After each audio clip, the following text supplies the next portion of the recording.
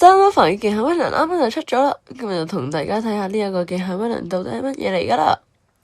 Stanova 嘅極限威能效果就係衝刺期間無敵，而且幾乎無限彈藥，就係離開極限威能之下衝刺，對手打你唔入，而且你可以狂斬唔使停。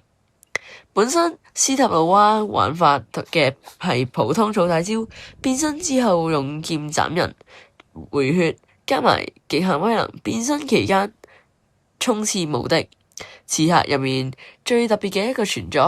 官方都知呢個極限威能太過強勁，所以削弱咗一啲基礎數值。之前就將普通攻擊由540減到480，即係每下少60傷害。大招充能慢咗11%，但草大招所需嘅命中次數冇變，一樣係10下草到。極限威能點樣攞？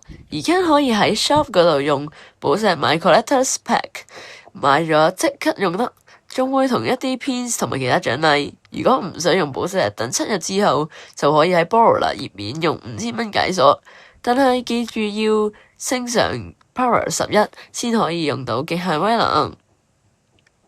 Stanova 嘅極限威能係衝刺無敵加無限彈藥，刺客頂尖極衝，雖然基礎攻擊力同埋充能速度被削弱，但整體嚟講係一個 S 級。大家覺得值唔值得買呢？留言話俾我聽。